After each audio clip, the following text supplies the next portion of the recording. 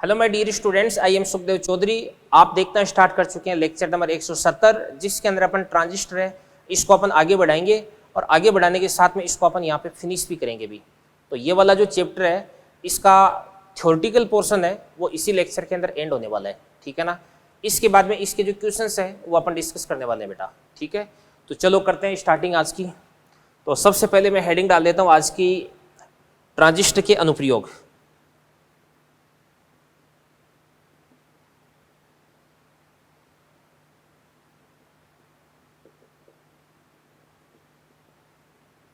Transistor के अनुप्रयोग यानी एप्लीकेशंस ऑफ ट्रांजिस्टर। तो ट्रांजिस्टर की एप्लीकेशंस को समझने के लिए सबसे पहले अपन क्या करते हैं भी, इसका अपन एक सर्किट डायग्राम बनाते हैं भी, इसका अपन एक परिपथ बनाते हैं, ठीक है ना। तो इसका परिपथ बनाते हैं तो ट्रांजिस्टर के अंदर सबसे पहले इस प्रकार से अपन बना देते हैं। एक ये ट्रांजिस्टर हो गया आपका,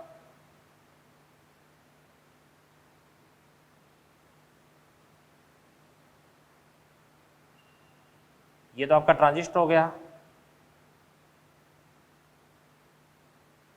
ठीक है ना। और फिर उसके बाद ध्यान से देखना, देखो इस सर्किट को कंप्लीट करता हूं मैं। कैसे करता हूं ध्यान से, ये NPN ट्रांजिस्टर है, NPN। ये तो आपके पास इमीटर हो जाएगा, ये आपके पास में बेस हो जाएगा, ये आपके पास में कलेक्टर हो जाएगा। तो P से N की तरफ इसके अंदर इमीटर के अंदर करंट दिखा दी मैंने इस प्रकार से यूं। तो यहाँ पर इसके अंदर जो करंट आएगी इसको अपन बोलेंगे IE, और यहाँ पर इसके अंदर जो करंट जाएगी इस करंट को अपन बोलेंगे IB, और इसके अंदर इस प्रकार से ये जो करंट आ रही है इस करंट को अपन बोल देंगे IC बोल देंगे, ठीक है ना। यहाँ पर अपन क्या करते हैं, इस प्रकार से एक रेजिस्टेंस लगा देते हैं, और ये वाला जो रेजिस्टेंस है ये आपके पास है क्या हो जाएगा अभी RB हो जाएगा, ठीक है ना। और यहाँ पर अपन क्या करते हैं, इस प्रकार से एक रेजिस्टेंस और लगा देते हैं। ये अपन एक रेजिस्टेंस लगा दिया, इस रेजिस्टेंस का नाम हो जाएगा आपके पास RC, कलेक्टर रेजिस्टेंस हो गया अभी, ठीक है ना। यहां पर अपन क्या करते हैं, एक बैटरी लगाते हैं, ठीक है। यहां पर अपन एक बैटरी लगाते हैं, यहां पर भी अपन एक बैटरी लगाते हैं। फिर उसके बाद में यहां पर तो अपने को प्राप्त होता है आउटपुट, ये तो आपका हो जाएगा आपके पास में V आउटपुट, और यहां पर आपको क्या करना है, अभी इनपुट देना है।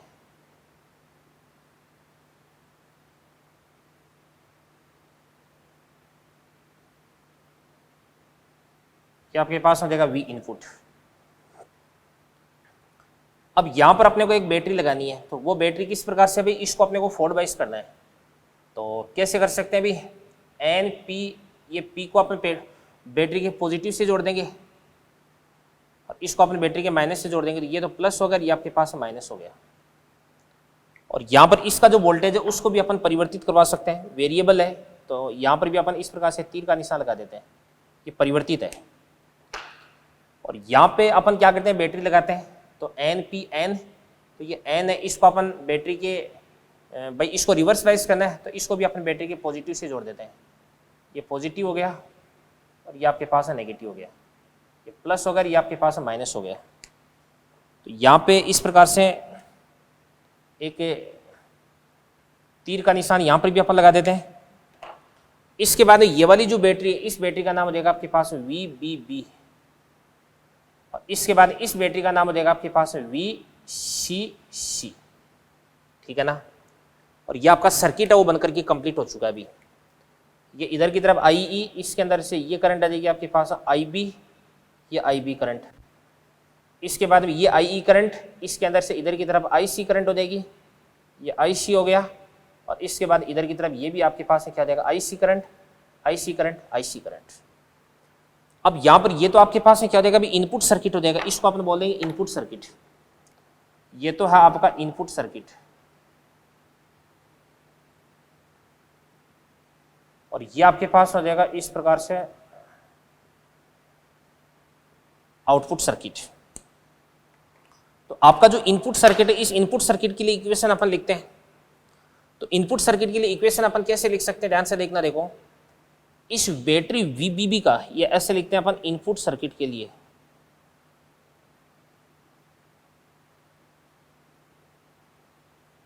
इनपुट सर्किट के लिए किरचॉफ का नियम लगा रहा हूं मैं। तो ये जो बैटरी जुड़ी हुई इसका वोल्टेज कितना देगा आपके पास में, VBB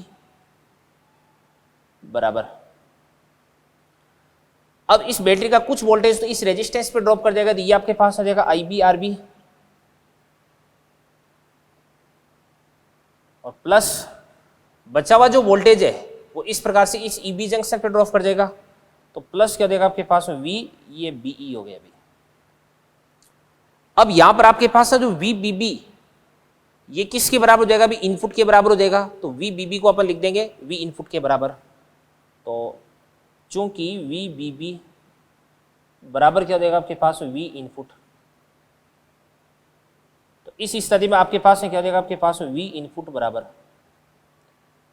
इसको अपन बोलेंगे IBRB, और प्लस क्या हो जाएगा आपके पास VBE। एक तो आपके पास ये समीकरण बनकर के तैयार हो चुकी है। इसके बाद में दूसरा अपन बात करते हैं आउटपुट सर्किट के लिए।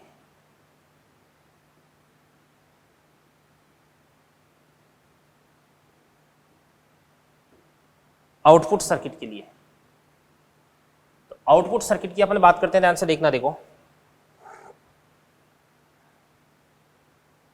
आउटपुट सर्किट के लिए तो ये वाला जो सर्किट है इसके अंदर जो बैटरी है वो क्या हो जाएगी आपके पास में VCC, इसके बाद में बराबर ICRC, और प्लस क्या हो जाएगा आपके पास में ये वाला वोल्टेज, इसको अपन बोलेंगे VCE। तो यहां से अपन लिख सकते हैं VCE बराबर क्या हो जाएगा आपके पास में VCC माइनस क्या हो जाएगा आपके पास ICRC। अब बात सुनना भी, आपके पास जो कलेक्टर और इमीटर यानी यहां से लेकर के यहां तक, यहां से यहां तक का जो वोल्टेज है उसको ये अपन ने क्या बोल दिया अभी, V आउटपुट बोल दिया है। तो अपन लिख सकते हैं चूंकि VCE है वही क्या देगा आपके पास में V आउटपुट, तो इसलिए अपन लिख सकते हैं कि V आउटपुट बराबर क्या देगा आपके पास में VCC माइनस क्या देगा आपके पास ICRC। एक आपके पास है ये समीकरण बनकर के तैयार हो चुका है। अभी ये दो इंपॉर्टेंट समीकरण अपने पास में बन चुके हैं। अब इन दोनों समीकरणों की हेल्प से ही अपन ट्रांजिस्टर किस प्रकार से स्विच के रूप में प्रयुक्त किया जाता है वो अपन डिस्कस करेंगे, और ट्रांजिस्टर किस प्रकार से एम्पलीफायर की तरह प्रयुक्त किया जाता है ये अपन डिस्कस करेंगे। तो ट्रांजिस्टर की दो इक्वेशंस है, सॉरी दो एप्लीकेशंस है, वो अपने को यहीं से समझ में आने वाली है, ठीक है ना। तो सबसे पहले अपन देखते हैं, ध्यान से देखना। देखो यही एप्लीकेशन, इसी को अपन लिख देते हैं स्विच के रूप में। तो पहली एप्लीकेशन हो जाएगी आपके पास है स्विच के रूप में। तो ट्रांजिस्टर का स्विच के रूप में उपयोग किस प्रकार से करते हैं अपन, ध्यान से देखना। देखो देखिएगा ध्यान से। सबसे पहले अपन करते हैं कि आपके पास जो इनपुट है इसके अपन केस लगाते हैं। फर्स्ट केस ए लिख देते हैं ABC, पहला केस A। यदि आपका जो V इनपुट है वो लेस देन क्या हो जाएगा आपके पास है 0.6 वोल्ट हो जाएगा, तो क्या होगा, ध्यान से देखना। देखो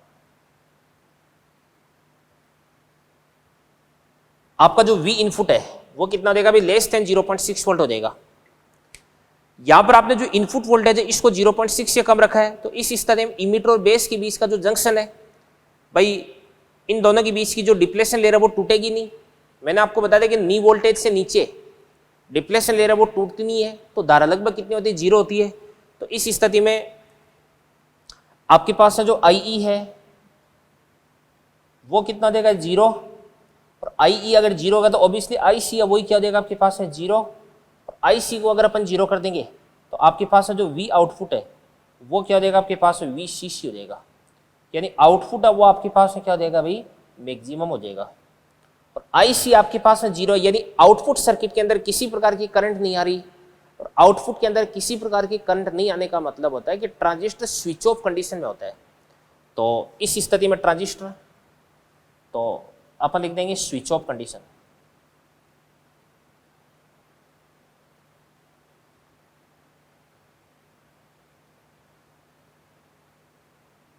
ये आपके पास आ जाएगी स्विच ऑफ कंडीशन। इसके बाद में दूसरा अपन देखते हैं बी। बी ध्यान से देखना, देखो यदि इनपुट है, ध्यान से देखना, देखो वो 0.6 से तो क्या हो जाएगा अभी बड़ा, और 1 वोल्ट से छोटा हो जाएगा तो क्या होगा भाई, ध्यान से देखना, देखो मतलब इनपुट को आपने 0.6 से ज्यादा कर दिया है और आप 0.6 से लेके 1 तक की बात करते हैं तो क्या होता है, ध्यान से जैसे इनपुट आपका 0.6 से ज्यादा हो जाएगा वैसे ही पी और एन के बीच का जो जंक्शन है वो टूट जाएगा, यानी जो डिप्लेशन लेयर है वो क्या हो जाएगी, टूट जाएगी। और डिप्लेशन लेयर टूटते ही आई का मान भी बढ़ेगा, आई का मान भी बढ़ेगा। तो इस स्थिति में आपके पास जो आई है वो भी क्या हो जाएगा, भी बढ़ जाएगा, और इस स्थिति में जो आई है वो भी क्या हो जाएगा, भी बढ़ जाएगा। और ध्यान से देखना, देखो आपका आई अगर बढ़ेगा तो इस स्थिति में जो आउटपुट है वी आउटपुट है वो क्या हो जाएगा, भी घट जाएगा। इस स्थिति में आपका जो ट्रांजिस्टर है वो क्या होता है, भी कट ऑफ रीजन में होता है, मतलब इसको अपन बोलते हैं कट ऑफ रीजन।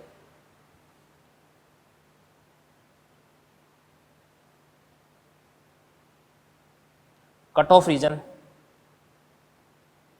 यानी ये होता है आपके पास अंतक क्षेत्र।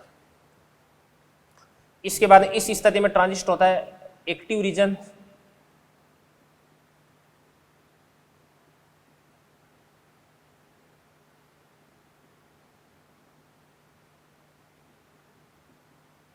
सक्रिय क्षेत्र हो गया।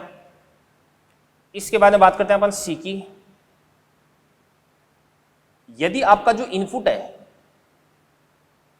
उसको आपने 1.0 वोल्ट से बढ़ ज्यादा कर दिया, इनपुट को अगर आपने ध्यान से देखना देखो 1 वोल्ट से भी ज्यादा कर दिया, तो इस स्थिति में आपका जो आई है वो आपका जो आई है वो क्या हो जाएगा, कांस्टेंट हो जाएगा। आईसी मैक्सिमम होकर के कांस्टेंट हो जाएगा, और आईसी अगर कांस्टेंट होगा तो इस स्थिति में आपका जो आउटपुट है वो भाई ये मैक्सिमम हो गया ना, तो आउटपुट क्या हो जाएगा, मिनिमम। ये भी क्या हो जाएगा आपके पास है कांस्टेंट, ये हो जाएगा आपके पास है मिनिमम, और ये लगभग कितना हो जाता है आपके पास है, 0 हो जाता है भाई। ये बात भी आपको ध्यान रखनी है भाई, काम आएगी, ठीक है ना। और इस क्षेत्र को अपन क्या बोलते हैं, इसको अपन बोलते हैं भाई संतृप्त क्षेत्र।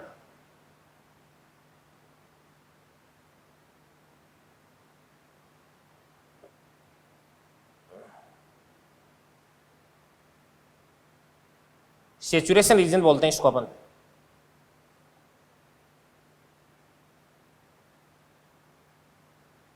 अब अपन इनपुट और आउटपुट इन दोनों के बीच में ग्राफ बनाने वाले हैं। ये तो आपके पास आउटपुट हो जाएगा, ये आपके पास इनपुट हो जाएगा। इनपुट और आउटपुट को देखते हैं अपन किस प्रकार से चेंज होता है। इनपुट यहाँ पे कितना होता है आपके पास है 0, यहाँ पर कितना होता है अभी लगभग कितना होता है आपके पास है 0.6,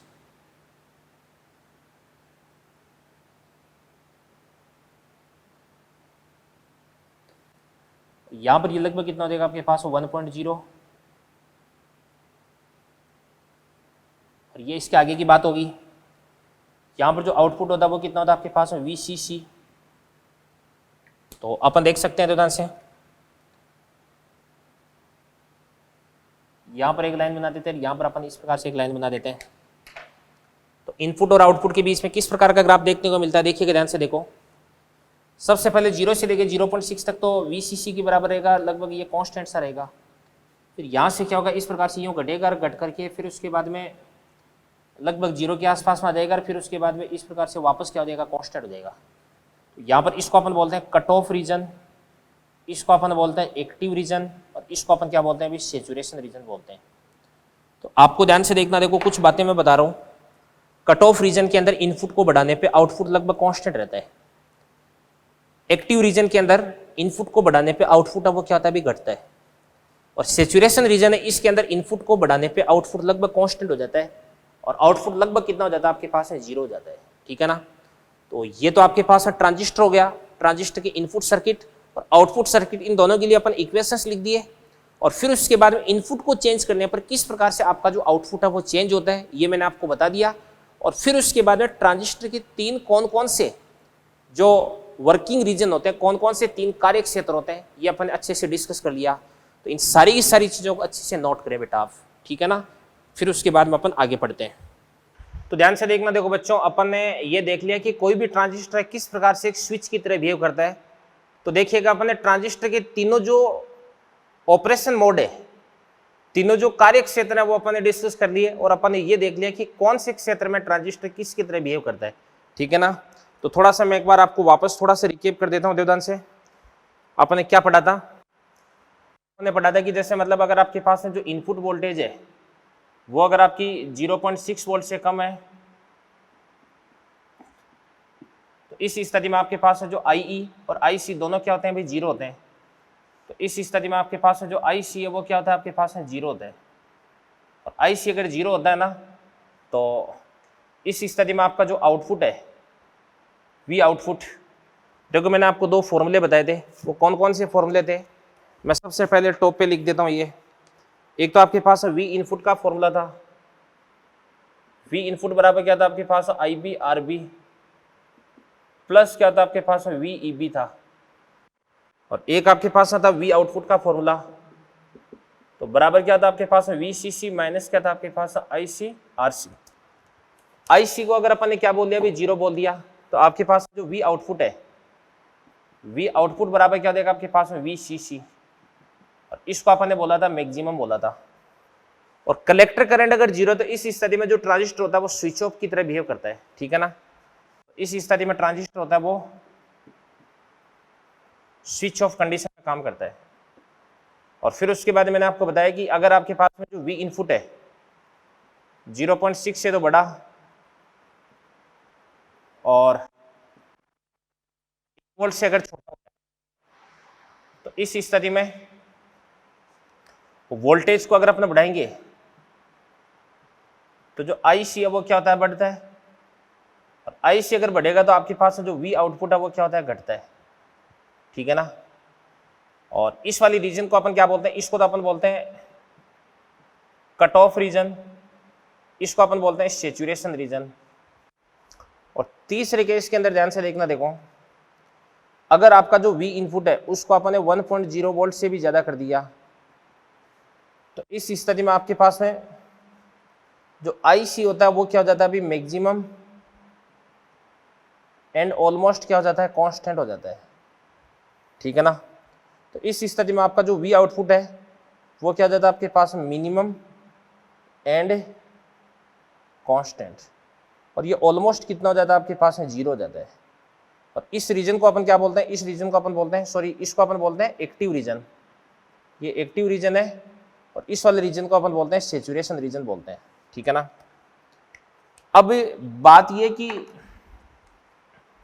इस वाले रीजन में तो ट्रांजिस्टर वो स्विच ऑफ की तरह बिहेव करता है, और इस वाले रीजन में जो ट्रांजिस्टर होता है वो स्विच ऑन कंडीशन में काम करता है, ठीक है ना।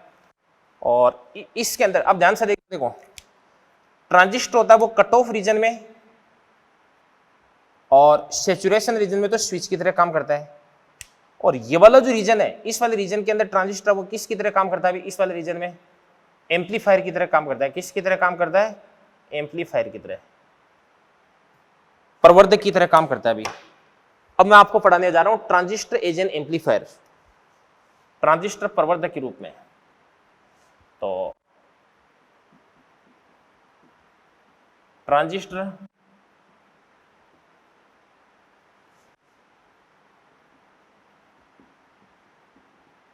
प्रवर्धक के रूप में, ट्रांजिस्टर प्रवर्धक के रूप में, तो ये आपके पास कोई भी ट्रांजिस्टर हो गया,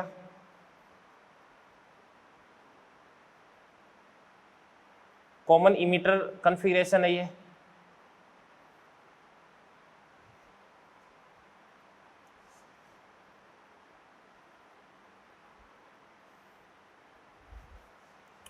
ठीक है ना। ये बेस हो गया आपके पास में, तो यहां पर अपन जोड़ देते हैं इस प्रकार से, बेस रेजिस्टेंस RB हो गया, यहां पर अपन बैटरी जोड़ते हैं, यहां पर जो भी इनपुट होता है उस इनपुट को अपन इंट्रोड्यूस करवाते हैं,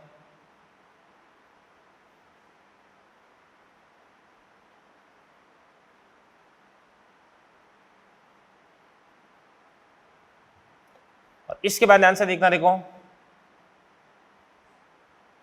ये आपके पास में क्या देगा अभी, कलेक्टर रेजिस्टेंस RC, और यहां पर भी एक बैटरी लगाने वाले हैं अपन, यहां पर भी बैटरी लगेगी, सर्किट बनाना आपको बता ही रखा है मैंने, और फिर यहां पर क्या मिलेगा आपको, आउटपुट मिलने वाला है, ठीक है ना। तो ये आपके पास NPN, तो ये आपके पास हो जाएगा इमीटर, ये बेस हो गया, ये आपके पास में कलेक्टर हो गया।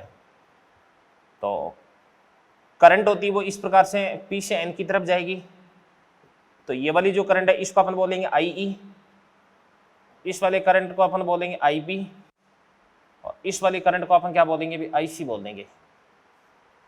अब यहाँ पर ये वाला जो जंक्शन इसको अपन फोर्ड बाइस करते हैं, तो फोर्ड बाइस कैसे करते हैं अभी, तो P को अपन बैटरी के पॉजिटिव से, N को अपन बैटरी के नेगेटिव से जोड़ते हैं, तो ये तो प्लस हो गया और ये आपके पास माइनस हो गया, ठीक है ना।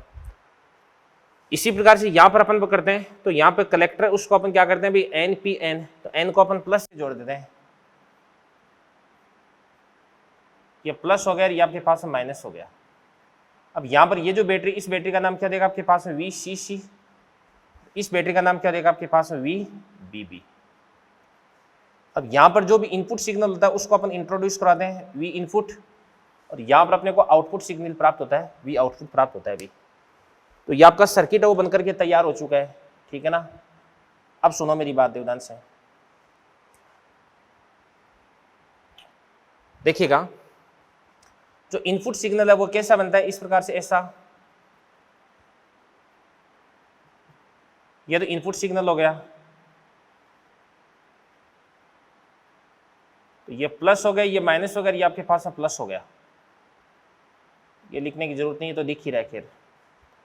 अब यहां पर आपको जो आउटपुट प्राप्त होगा वो कैसा प्राप्त होगा, देखो ध्यान से, आउटपुट कैसा प्राप्त होने वाला है, देखो बात करते हैं अपन, आउटपुट की बात करते हैं।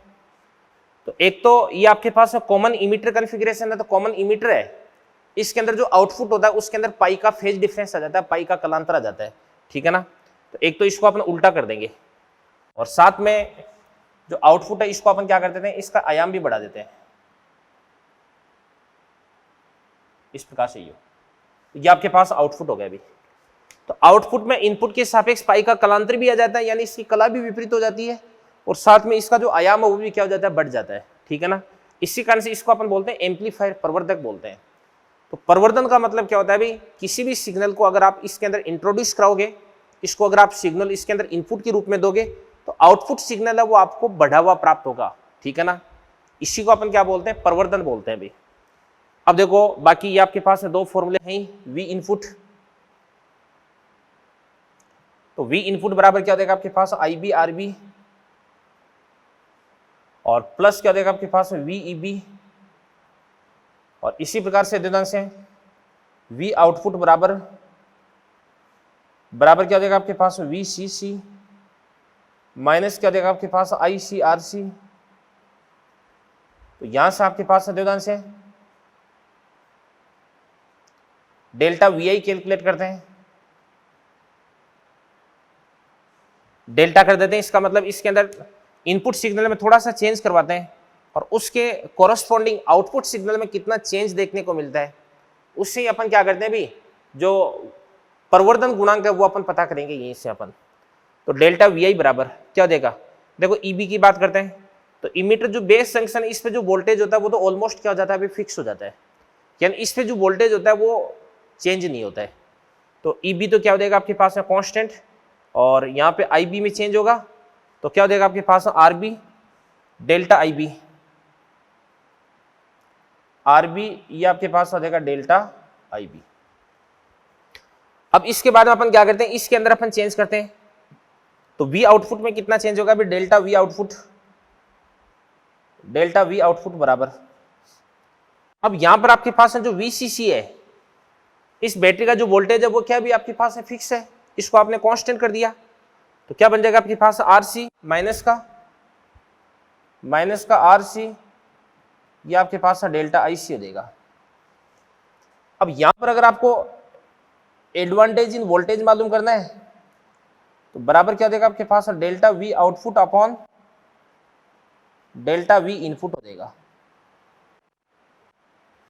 तो delta V output upon delta V input, तो बराबर क्या हो जाएगा आपके पास, माइनस का R C delta I C upon R B, ये आपके पास डेल्टा आई बी हो जाएगा। तो बराबर माइनस का delta I C upon delta I B, इसको अपन क्या बोल सकते हैं, बीटा इंटू ये आपके पास हो जाएगा R C upon R B हो जाएगा। और ये फॉर्मूला तो अपन पहले से जानते हैं। अब यहां पे आपको ये ध्यान रखना है कि यहां पर जो माइनस का साइन आ रहा है, ये माइनस का साइन ये बता रहा है कि जो आउटपुट सिग्नल होता है वो इनपुट सिग्नल के सापेक्ष उल्टा होता है, यानी इसमें पाई का कलांतर होता है, ठीक है ना। तो पाई के कलांतर के कारण यहां पर माइनस का साइन आ रहा है।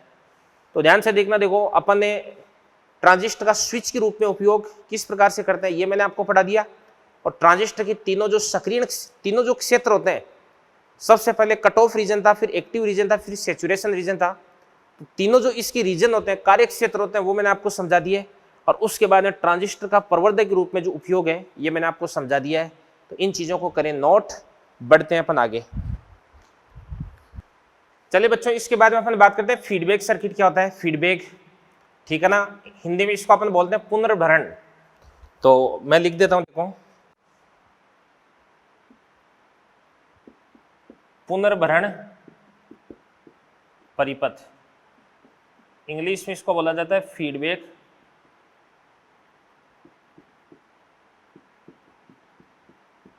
सर्किट।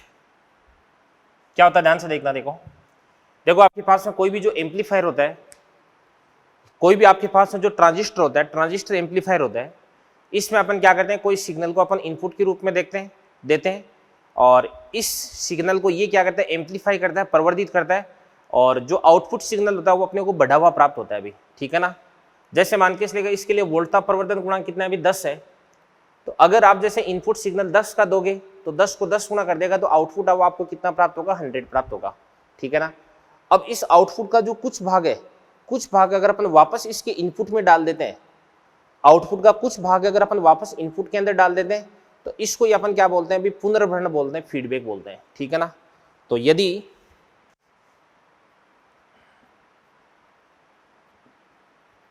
किसी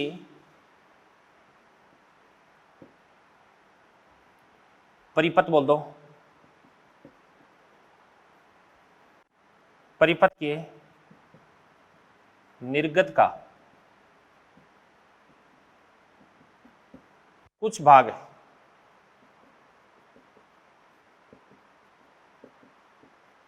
वापस निवेशी के रूप में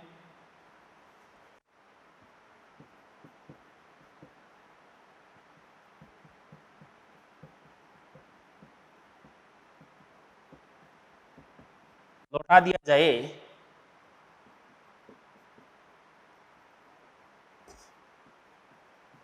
तो इसे फीडबैक कहते हैं। तथा इस प्रकार का जो सर्किट बनता है, इस सर्किट को अपन क्या बोलते हैं, फीडबैक सर्किट बोलते हैं। क्या बोलते हैं, फीडबैक सर्किट। अब ये जो फीडबैक होता है दो टाइप का होता है, एक तो होता है पॉजिटिव फीडबैक, एक होता है नेगेटिव फीडबैक होता है, ठीक है ना। तो मैं आपको डायग्राम से समझाता हूँ, देखो ध्यान से। ये तो आपके पास में ब्लॉक डायग्राम बना रहा हूं मैं, किसका, ये तो आपके पास एम्पलीफायर है, कॉमन इमीटर एम्पलीफायर। तो कॉमन इमीटर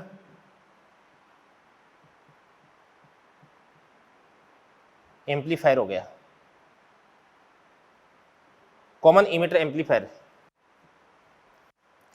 इसके बाद ध्यान से देखना, देखो ये तो आपके पास इनपुट हो गया। यहां पर कितना इनपुट इसको अपन देते हैं भी, वी आई, इतना इनपुट अपन देते हैं। यहां पर अपने को क्या प्राप्त होता है, आउटपुट प्राप्त होता है। इनपुट के बदले अपने को क्या प्राप्त होता है, आउटपुट। तो इसको अपन बोल देंगे वी आउटपुट बोल देंगे भी, ठीक है ना। तो यहां पर आपके पास आउटपुट अपॉन इनपुट, इसको अपन क्या बोल सकते हैं भी, एडवांटेज ऑफ वोल्टेज, ठीक है ना। ये तो अपन जानते ही हैं। तो यहां पर आपके पास एडवांटेज ऑफ वोल्टेज बराबर क्या हो जाएगा आपके पास में, वी आउटपुट अपॉन क्या हो जाएगा आपके पास, वी इनपुट हो जाएगा। यानी आपका जो आउटपुट है वो इनपुट के सापेक्ष कितना बढ़ा हुआ मिलता है, कितने गुणा होकर के आपको मिलता है, इसी को अपन क्या बोलते हैं, एडवांटेज ऑफ वोल्टेज बोलते हैं। ठीक है ना, तो एडवांटेज ऑफ वोल्टेज बराबर वी आउटपुट अपॉन क्या देगा आपके पास, वी इनपुट हो जाएगा। ठीक है बच्चों, इसके बाद सुनो ध्यान से, आपका जो अब यहां पर मैं लगाता हूं एक फीडबैक सर्किट,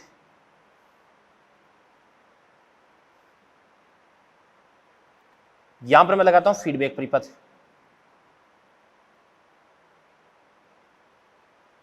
फीडबैक सर्किट, ठीक है ना।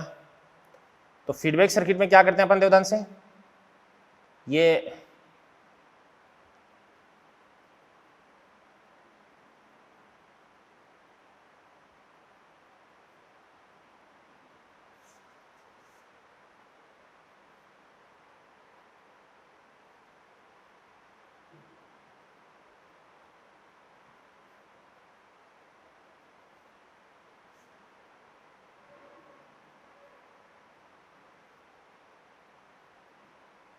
आपके पास इस प्रकार से फीडबैक सर्किट बन करके तैयार हो चुका है। ठीक है ना,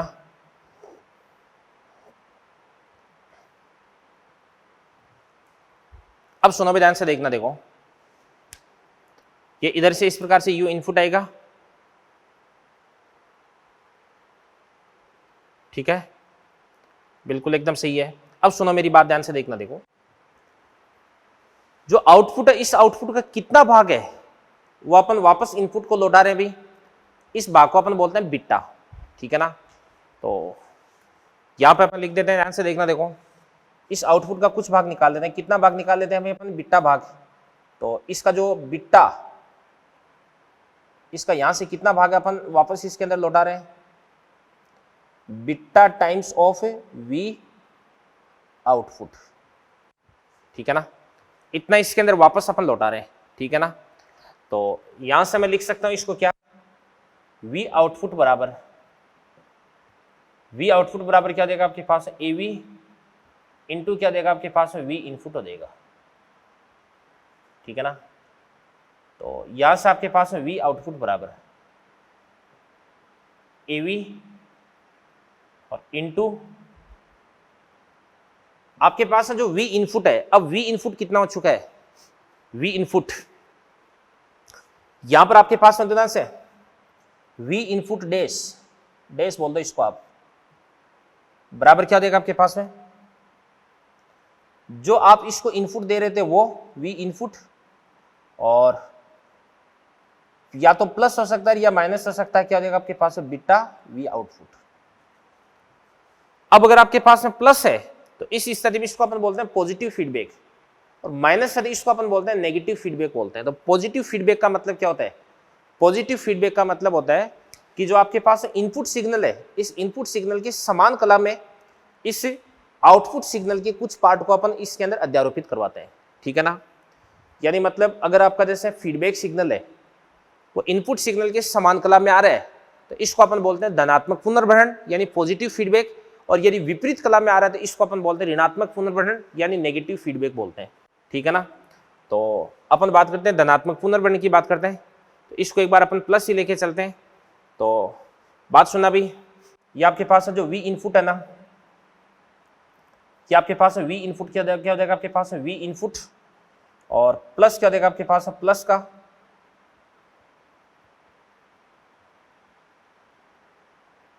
और प्लस क्या देगा आपके पास में बीटा वी आउटपुट हो जाएगा। तो यहां से आपके पास में वी आउटपुट बराबर, इसको अपन अंदर मल्टीप्लाई कर देते हैं तो ए वी, और इसके बाद में क्या देगा आपके पास में वी आई। ठीक है ना, और प्लस क्या देगा आपके पास ए वी, ये आपके पास है बीटा वी आउटपुट। इसके बाद इसको मैं इधर की तरफ ले आता हूं, तो इधर की तरफ ले आऊंगा तो यहां से वी आउटपुट को निकाल लेता हूं मैं, तो ये आपके पास 1, ये तो 1 आ गया, माइनस क्या देगा आपके पास में वी आउटपुट आ गया ना, तो बीटा ए वी, और बराबर क्या देगा आपके पास ए वी, इसको अपन बोल देंगे वी इनपुट बोल देंगे। अब आपको निकालना है एवी डैश, निकालना है एवी डैश एडवांटेज ऑफ वोल्टेज, बराबर क्या देगा आपके पास वी आउटपुट अपॉन क्या देगा आपके पास वी इनपुट देगा। तो आउटपुट अपॉन वी इनपुट बराबर क्या देगा आपके पास है एवी अपॉन 1 माइनस क्या देगा आपके पास है बीटा एवी। तो ये तो किसका फॉर्मूला देगा, ये तो देगा आपके पास है धनात्मक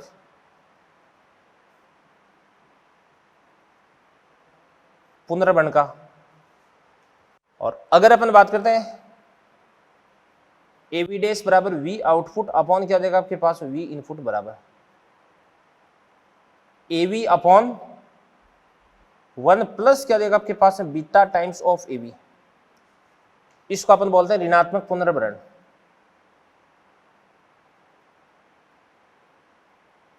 ऋणात्मक पुनर्भरण यानी इसको अपन बोलते हैं नेगेटिव फीडबैक बोलते हैं। क्या बोलते हैं, नेगेटिव फीडबैक। तो पॉजिटिव फीडबैक का फॉर्मूला ये होता है, नेगेटिव फीडबैक का फॉर्मूला ये होता है, ठीक है ना। अब बात सुना भी, आपके पास जो एवी डैश है वो एवी से बड़ा कब होगा, जब यहां पे किसका चिन्ह आएगा, माइनस का चिन्ह आएगा, ठीक है ना भाई। माइनस भाई इसको बड़ा करने के लिए यहाँ पे हर छोटा होना चाहिए, तो माइनस का चिन्ह लगाने के लिए आपको धनात्मक पुनर्भरण करना पड़ेगा अभी, पॉजिटिव फीडबैक, ठीक है ना। तो पॉजिटिव फीडबैक अगर करोगे ना तो इस स्थिति में आपको जो एडवांटेज ऑफ वोल्टेज है वो आपको ज्यादा प्राप्त होगा, ठीक है ना। तो धनात्मक पुनर्भरण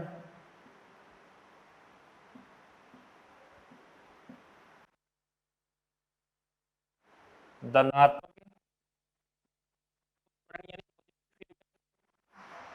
तो अपन बात करते हैं कि इनपुट सिग्नल का, सॉरी इसमें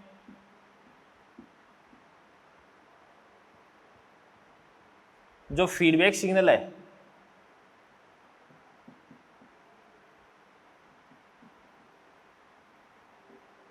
इनपुट सिग्नल में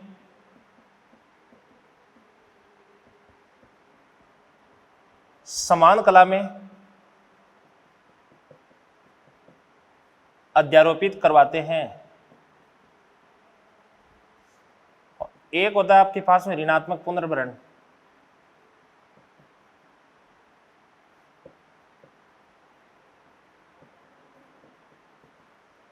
ये उल्टा हो जाएगा अभी। इसमें अपन क्या करते हैं, जो फीडबैक सिग्नल है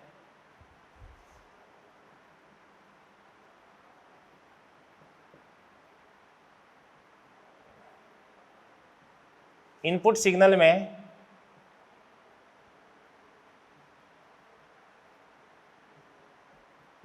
विपरीत कला में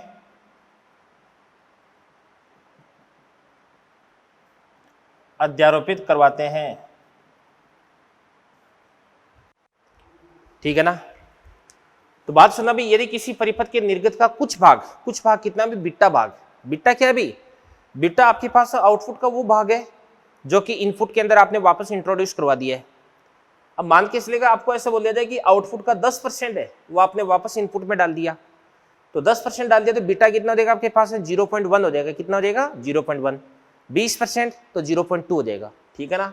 बाकी आपका फीडबैक सर्किट हो गया। और इसके बाद में ये आपके पास है advantage of voltage feedback circuit का, ठीक है ना। धनात्मक पुनर्भरण, ऋणात्मक पुनर्भरण। अब पॉजिटिव फीडबैक और नेगेटिव फीडबैक होता क्या है ये मैंने आपको बता दिया। इन चीज़ों को नोट करें, फिर अपन आगे बढ़ते हैं। चलिए बच्चों, ट्रांजिस्टर की लास्ट एप्लीकेशन अपन डिस्कस करने वाले हैं जिसका नाम है transistor as an oscillator, transistor दोलित्र के रूप में। अब बात सुनना बच्चों, देखो ध्यान से, अपन क्या करते हैं, एक बार हेडिंग डाल देते हैं।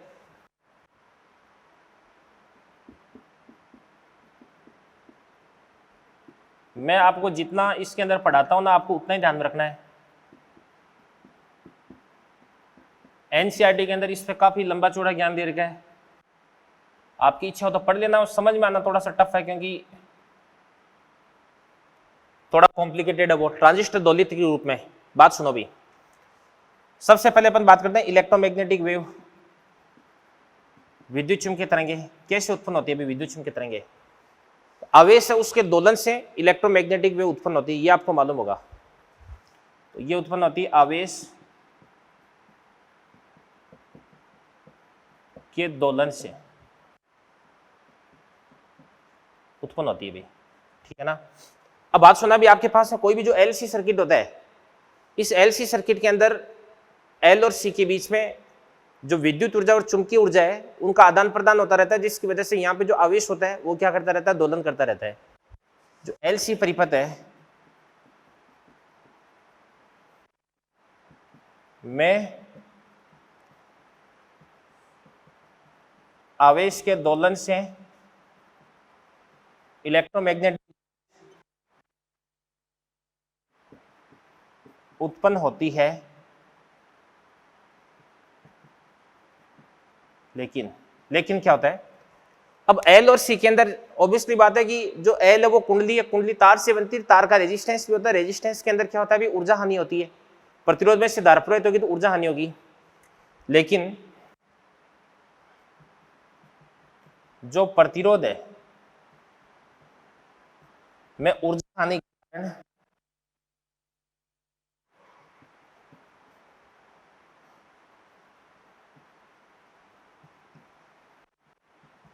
डैम्पिंग होती है,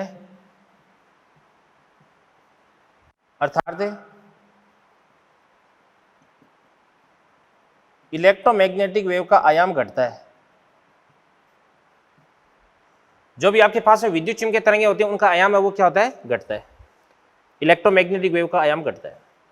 अब मेरे को ऐसी इलेक्ट्रोमैग्नेटिक वेव चाहिए जिनका आयाम घटे नहीं, नियत आयाम की इलेक्ट्रोमैग्नेटिक वेव चाहिए मेरे को। तो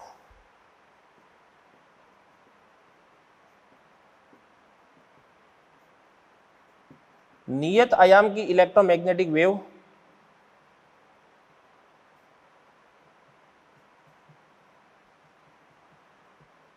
उत्पन्न करने के लिए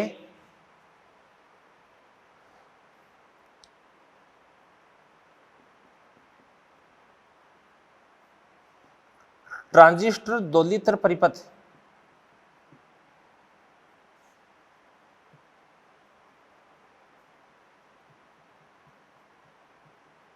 प्रयुक्त करते हैं, ठीक है ना। जो दोलित्र परिपथ होता है वो अपन प्रयुक्त करते हैं। अब बात सुना, भी दोलित्र परिपथ होता है ना,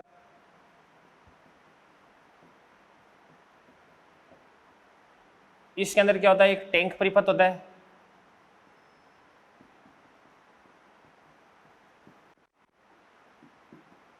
इसमें टैंक सर्किट होता है, और जो टैंक सर्किट होता है वो क्या होता है, आपके पास एक प्रकार का एलसी सर्किट होता है।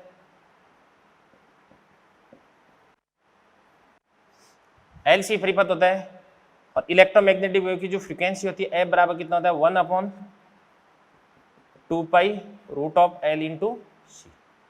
ये बात आपको ध्यान में रखनी है बस, ठीक है ना। तो ये आपके पास आ जाएगा ट्रांजिस्टर एज एन ऑसिलेटर।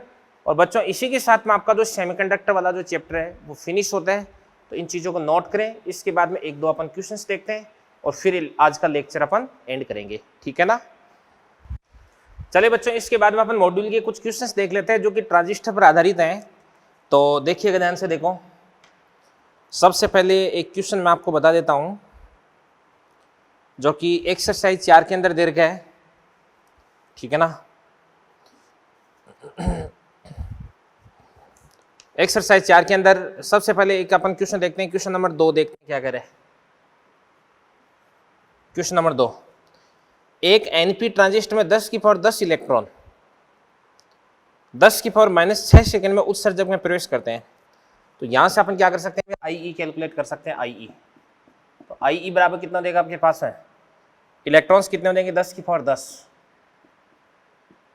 और इलेक्ट्रॉन का चार्ज कितना होता है, 1.6 × 10⁻⁻⁻⁹, और बट्टे टाइम कितना देगा आपके पास है, 10⁻⁻6। तो यहाँ से आपके पास में कितना देगा, जो ध्यान से 10 और 6 कितना देगा, 16, तो 1.6 मिली एम्पियर ये आपके पास में करंट आ जाएगी।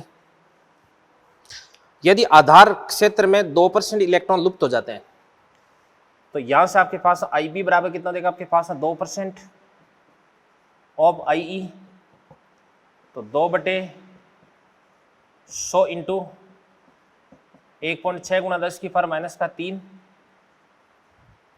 तो यहां से आपके पास में कितना देगा अभी, 3.2 गुणा 10⁻⁻5 हो देगा, ठीक है ना। तो यहां से इसको अपन बोल सकते हैं 32 माइक्रो एम्पियर, ठीक है ना। IB हो गया अभी। तो धारा स्थानांतरण अनुपात तथा धारा परिवर्तन गुणांक कितना हो जाएगा अभी। तो धारा स्थानांतरण अनुपात क्या हो जाएगा, ध्यान से देखना, देखो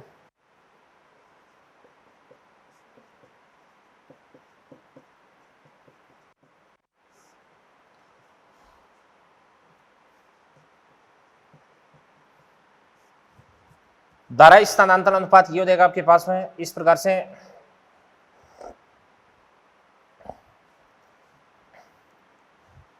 धारा स्थानांतरण अनुपात अपन बात करते हैं तो ये आपके पास हो जाएगा इस प्रकार से, IC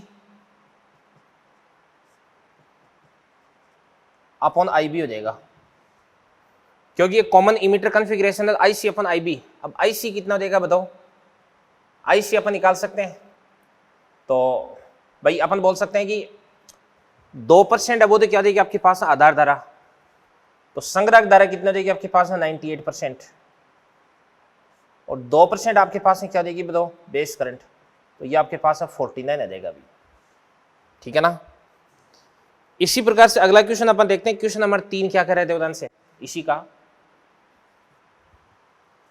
एक प्रवर्धक ट्रांजिस्टर में बीटा बराबर कितना हो जाएगा 30 हो जाएगा। बीटा बराबर क्या होता है आपके पास IC अपॉन IB बराबर कितना होता है आपके पास है 30 होता है।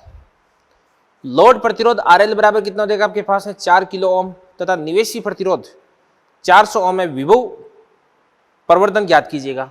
लो जी, तो यहां से आपके पास R आउटपुट बराबर कितना हो जाएगा आपके पास है 4000 और R इनपुट बराबर कितना हो जाएगा आपके पास है 400। तो यहां से आपके पास में विभव प्रवर्धन ज्ञात कीजिएगा। एडवांटेज ऑफ वोल्टेज बराबर क्या होता है आपके पास में beta into R output upon R input होता है। बीटा कितना हो जाएगा 30 हो जाएगा और R output upon R input ये कितना हो जाएगा आपके पास है 10, तो इसको अपन बोल देंगे 300 बोल देंगे। तो ये हो गया। इसके बाद अगला क्वेश्चन अपन देखते हैं। चलो क्वेश्चन नंबर 1 भी देख लेते हैं इसका अपन। क्वेश्चन नंबर 1, मैं इन क्वेश्चंस के माध्यम से आपको इतना बताना चाह रहा हूं कि अगर आपको ट्रांजिस्टर का बेसिक नॉलेज है तो आप किसी भी प्रकार का क्वेश्चन कर सकते हैं। और मॉड्यूल के अंदर कई टफ क्वेश्चंस भी दे रखे हैं, तो बेटा वो क्वेश्चंस आपको नहीं करने हैं, बहुत ज़्यादा टफ क्वेश्चन आपको नहीं करने हैं, क्योंकि नीट के अंदर बहुत ही बेसिक और बहुत ही आसान लेवल का क्वेश्चन आता है अभी। उन क्वेश्चंस को अगर आप आराम से स्माइल करके छोड़ भी देंगे तो भी आपको किसी भी प्रकार की दिक्कत नहीं होने वाली है, ठीक है ना। चलो क्वेश्चन नंबर 1 देखते हैं। एक प्रवर्धक परिपथ में PNP ट्रांजिस्टर को उभयनिष्ठ उत्सर्जक संयोजन में प्रयोग किया जाता है, ठीक है जी। तो कॉमन इमीटर कॉन्फ़िगरेशन है, कॉमन इमीटर कॉन्फ़िगरेशन, ठीक है ना। तो इसके अंदर क्या है ध्यान से देखना, देखो आधार धारा में 40 माइक्रो एम्पीयर परिवर्तन से संग्राहक धारा में 2 मिली एम्पीयर परिवर्तन। यहाँ से आपके पास है डेल्टा IB बराबर कितना हो जाएगा आपके पास है 40 माइक्रो एम्पीयर और संग्राहक धारा 2 मिली एम्पीयर का परिवर्तन तथा आधार उत्सर्जक विभव में 0.04 वोल्ट का परिवर्तन होता है। अब ध्यान से देखना, देखो डेल्टा V क्या हो जाएगा आपके पास में आधार उत्सर्जक, तो क्या हो जाएगा आपके पास में CE नहीं, आधार तो क्या होता है बेस, उत्सर्जक क्या होता है आपके पास इमीटर VEB बराबर कितना हो जाएगा आपके पास है 0.04 एम्पियर, ठीक है ना, का परिवर्तन होता है। सबसे पहले अपन बात करते हैं कि सर्किट कैसा बनता है। अभी ऐसा सर्किट बनता है, ये ऐसा सर्किट हो गया अभी। तो यहां से आपके पास में इमीटर हो गया, बेस हो गया, ये आपके पास में कलेक्टर हो गया और इसकी वोल्टेज में अपन चेंज करते हैं, ठीक है ना। इसकी वोल्टेज में चेंज, तो इसकी वोल्टेज में चेंज करते हैं। तो यहाँ से आपके पास में V बराबर क्या होता है आपके पास I इंटू R, तो डेल्टा VEB बराबर क्या हो जाएगा आपके पास इनपुट करंट क्या हो जाएगी आपके पास IB delta I B into क्या देगा आपके पास आर इनपुट। तो यहाँ से आपके पास आर इनपुट बराबर डेल्टा वी ई बी कितना देगा आपके पास है 0.04 बटे डेल्टा आई बी कितना देगा 40 माइक्रो एम्पियर। 40 माइक्रो मतलब कितना होता है 10 की पावर, ये 6 हो गया ना, 10 की पावर 6 हो गया, माइनस से ऊपर जाकर के प्लस का 6 बन जाएगा। इसके बाद 1 2 3, ठीक है ना, तो 3 तो गया, तो ये आपके पास में कितना देगा अभी 1 किलो ओम हो जाएगा, 1000 ओम, 1 किलो ओम बोल देंगे इसको अपन, ठीक है ना। तो पहला तो सही हो गया। दूसरा क्या करें अभी, आधार धारा प्रवर्धन गुणांक, ठीक है ना, बीटा आपको पता करना है अभी, बीटा। तो बीटा बराबर क्या होता है आपके पास है डेल्टा आई सी अपॉन क्या होता है आपके पास है डेल्टा आई बी। तो डेल्टा आई सी कितना देगा 2 मिली एम्पियर, तो 2 गुणा 10 की पावर माइनस का 3, और डेल्टा आई बी कितना देगा आपके पास है 40 माइक्रो एम्पियर, 10 की पावर माइनस का 6, ठीक है ना। तो कितना देगा आपके पास है 1/20, 1000/20 कितना देगा आपके पास में 1000 हो गया क्या, 1000/20, तो कितना देगा आपके पास में, 0 से 0 काट दो, 50 आ रहा है अभी 50, तो ये 50 बिल्कुल सही है भी। तीसरा अगर है कि यदि 6 किलो ओम प्रतिरोध प्रयोग किया जाए तो प्रवर्धक में विभव वृद्धि भी ज्ञात करो भी। 6 किलो ओम प्रतिरोध प्रयुक्त किया जाए तो प्रवर्धक में विभव वृद्धि ज्ञात करो। तो प्रवर्धक में विभव वृद्धि क्या मतलब हुआ इस बात का,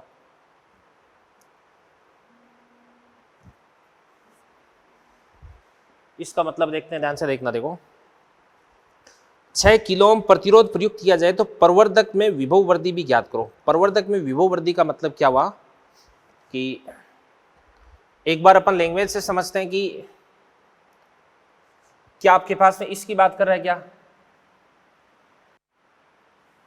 आउटपुट वोल्टेज में वृद्धि पूछ रहा है, क्या आउटपुट वोल्टेज में वृद्धि।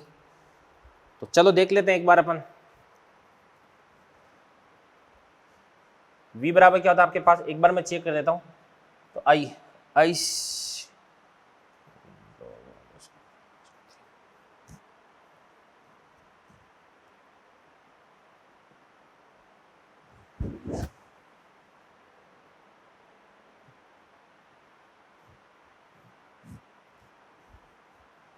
डेल्टा आई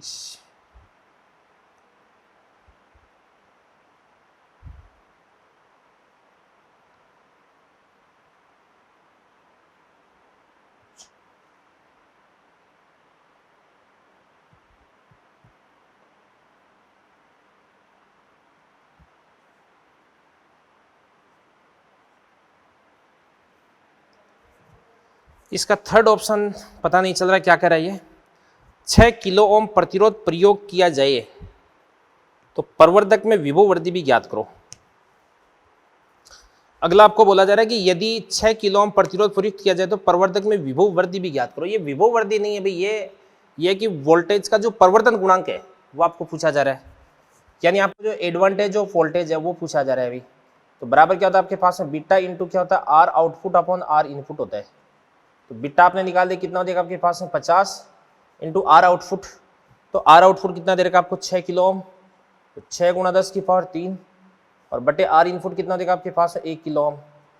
तो ये कितना देगा आपके पास बताओ 300, ठीक है ना, ये बात होगी। तो देखो बच्चों ट्रांजिस्टर पर आधारित ये 3 क्वेश्चंस है, ये भी मैंने आपको करवा दिए हैं। बाकी आज का लेक्चर अपन फिनिश करते हैं और अगले लेक्चर पर अपन इसका मॉड्यूल डिस्कस करेंगे। और बच्चों मॉड्यूल के अंदर अपन जो अब तक अपन इस सेमीकंडक्टर के अंदर पूरा पढ़ा, यानी सेमीकंडक्टर इलेक्ट्रॉनिक्स, लॉजिक गेट भी करेंगे इसके अंदर अपन, और इसके अंदर अपन इलेक्ट्रोमैग्नेटिक वेव, ठीक है ना, ये सारी की सारी चीज़ें इन पर आधारित जो भी क्वेश्चन है मॉड्यूल के वो मैं आपको कल डिस्कस कराऊंगा, अगले लेक्चर पर डिस्कस कराऊंगा। तो आप सारा का सारा जो मॉड्यूल है उसको एक बार आप सोल्व करके आए, ठीक है ना। तो thank you very much, all the best.